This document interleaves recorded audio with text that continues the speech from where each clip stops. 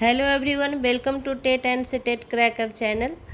इस वीडियो में हम लोग सॉल्व करेंगे क्लास 10th सब्जेक्ट एसएसटी। ठीक है, ये क्वेश्चन जो है रेल प्रोजेक्ट के तहत जो एग्ज़ाम होता है उसका है। तो चलिए स्टार्ट करते हैं और एक एक क्वेश्चन को समझते हैं। ठीक है स्टूडेंट, आप यहाँ देख पा रहे हैं सब्जेक्ट जो है वो सामाजिक विज्ञान यानी एसएसटी है और क्लास 10th है। ठीक है, तो चलिए स्टार्ट करते हैं। सबसे पहला क्वेश्चन है, औद्योगिक क्रांति सर्वप्रथम किस देश में शुरू हुई? ठीक है, तो औद्योगिक क्रांति सबसे पहले किस देश में शुरू हुई थी? फर्स्ट ऑप्शन है America, second England, third France और फोर्थ चीन। तो औद्योगिक क्रांति सबसे पहले जो है इंग्लैंड में शुरू हुई थी, तो इसका जो सही ऑप्शन हो जाएगा बी। सेकेंड है, झारखंड में झूम की खेती को क्या कहा जाता है? तो झूम खेती को झारखंड में क्या कहा जाता है? फर्स्ट ऑप्शन दिया हुआ है कोमान, सेकेंड दिया हुआ है कुरबा, थर्ड दिया है पोडू और फोर्थ दिया है लादांग। तो झारखंड में झूम खेती को, झूम कृषि को कुरबा कहा जाता है, इसलिए इसका सही ऑप्शन जो है बी हो जाएगा। Next question, question number 3। Monsoon के साथ जो फसल बोई जाती है वे किस फसल के अंतर्गत आती है? फर्स्ट ऑप्शन है खरीफ, सेकेंड रबी, थर्ड जायद, फोर्थ इनमें से सभी। तो मानसून के आगमन के साथ, जब मानसून एंट्री लेता है उसके साथ जो फसल की बुआई होती है वह फसल जो है खरीफ फसल के अंतर्गत आता है, इसलिए इसका सही ऑप्शन हो जाएगा फर्स्ट।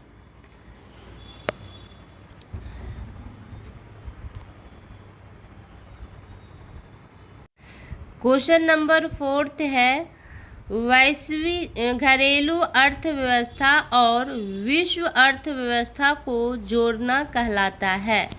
फर्स्ट ऑप्शन वैश्वीकरण, सेकेंड राष्ट्रीयकरण, थर्ड उदारीकरण और फोर्थ निजीकरण।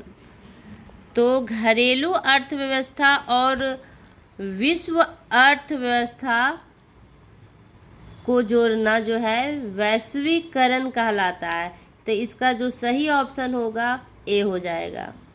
5th नंबर में है, विश्व की सबसे बड़ी मोटर गाड़ी निर्माता कंपनी कौन है? ठीक है, इंडिया की नहीं पूछी जा रही है। यहाँ कहा जा रहा है विश्व की सबसे बड़ी मोटर गाड़ी निर्माता कंपनी। तो यह जो है फोर्ड्स मोटर्स है, इसका जो सही ऑप्शन है वो सी है, फोर्ड्स मोटर्स। नेक्स्ट क्वेश्चन है, भारत में किस प्रकार की दलीय व्यवस्था है? तो भारत में किस प्रकार की दलीय व्यवस्था है? फर्स्ट ऑप्शन एक दलीय, सेकेंड 2 दलीय और थर्ड बहुदलीय, फोर्थ 3 दलीय। तो भारत में बहुदलीय व्यवस्था है, तो इसका जो सही ऑप्शन हो जाएगा सी। सही ऑप्शन इसका क्या हो जाएगा? सी। अब हम जो है 7 to 12 क्वेश्चन को सब्जेक्टिव क्वेश्चन आंसर देखेंगे। क्वेश्चन नंबर 7 है, किसी 2 राष्ट्रीय राजनीतिक दल का नाम बताएं। ठीक है, तो किसी 2 राष्ट्रीय राजनीतिक दल का नाम लिखना है। तो पहला आप लिख सकते हैं भारतीय जनता पार्टी, ठीक है, जिसे बीजेपी कहते हैं। दूसरा आप लिख सकते हैं भारतीय राष्ट्रीय कांग्रेस, जिसे आईएनसी कहते हैं।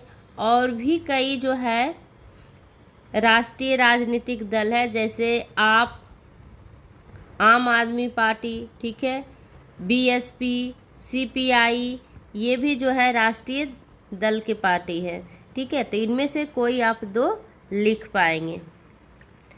नेक्स्ट क्वेश्चन नंबर 8, खरीफ फसल किसे कहते हैं? खरीफ फसल किसे कहते हैं? तो इसका आंसर आप इस तरह से लिख सकते हैं, जो फसलें मानसून के शुरुआत में यानी जून जुलाई में बोई जाती है और मानसून के बाद अक्टूबर नवंबर में काटी जाती है, उन्हें खरीफ फसल कहते हैं, ठीक है।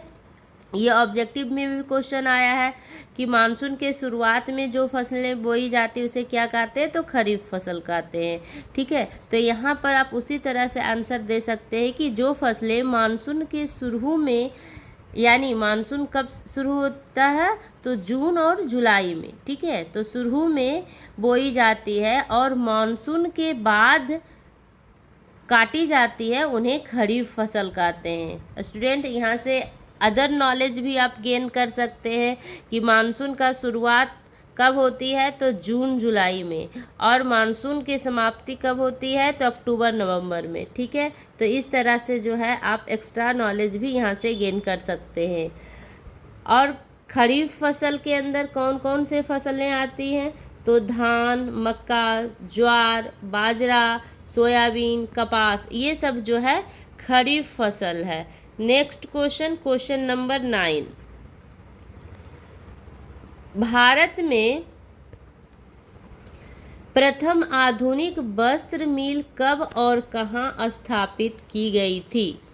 तो भारत में सबसे पहला आधुनिक वस्त्र मिल कहाँ और कब स्थापित की गई थी? इसका आंसर आप इस प्रकार के लिख सकते हैं, भारत में पहली आधुनिक वस्त्र मिल 1854 में मुंबई में स्थापित की गई। तो यहाँ पर क्वेश्चन नंबर 10 आप देखेंगे क्या कह रहा है, वैश्वीकरण से आप क्या समझते हैं?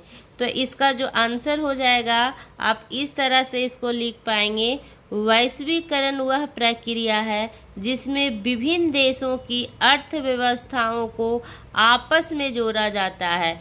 इसके कारण एक देश का दूसरे देश से व्यापार, तकनीकी, पूंजी और संस्कृति का आदान प्रदान आसान हो जाता है, जैसे विदेशी कंपनियां का भारत में आना।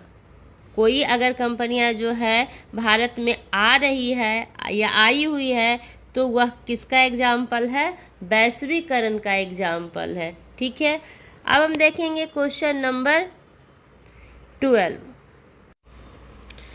क्वेश्चन नंबर 11,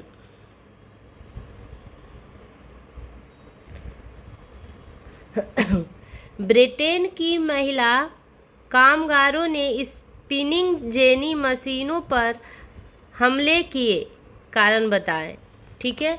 तो इसका कारण निम्नलिखित है। पहला जो कारण है वो क्या है? देखिए,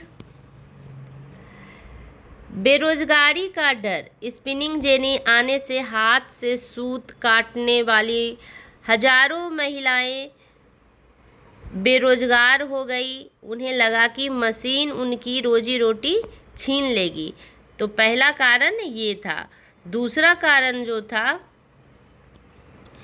वो था कौशल का महत्व कम होना। जो स्किल था उसका वैल्यू कम हो गया था। हाथ से कटाई करना एक कुशल काम था। मशीन आने से उनकी मेहनत और कुशलता की कोई कीमत नहीं रही। और थर्ड है कम वेतन और शोषण। जो महिलाएं फैक्ट्री में काम करने लगी उन्हें मशीन चलाने के लिए बहुत कम मजदूरी पर 12 से 14 घंटे काम करना पड़ता था। इसी पोषण के विरुद्ध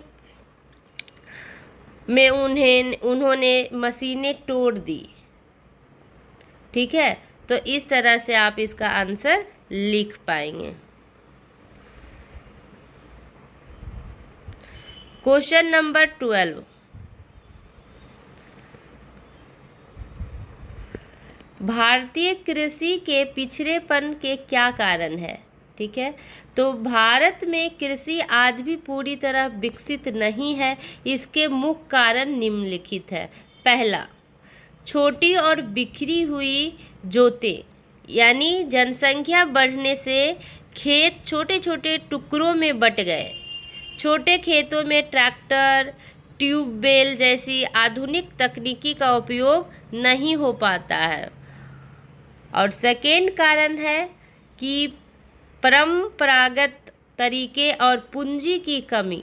अधिकांश किसान अभी भी लकड़ी के हल और पुराने बीजों का उपयोग करते हैं। नए बीज, रासायनिक खाद, सिंचाई के लिए किसानों के पास पैसे की कमी है। साथ ही महाजनों से ऊंची ब्याज दर पर कर्ज लेना पड़ता है। थर्ड कारण है सिंचाई और अन्य सुविधाओं की कमी। भारतीय कृषि आज भी मानसून पर निर्भर है।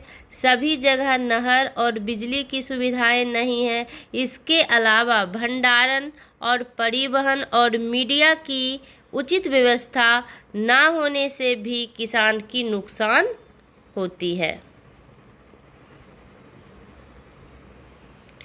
आई होप ये वीडियो आपको पसंद आया होगा। अगर वीडियो पसंद आया तो लाइक, शेयर एंड सब्सक्राइब कीजिए। और हाँ स्टूडेंट, आप ये सारे क्वेश्चन जो है अपना रेल असेसमेंट का जो कॉपी है उसमें आप नोट करेंगे, ठीक है, ताकि एग्ज़ाम के टाइम आप इसको रिवीजन कर सकें। Thank you.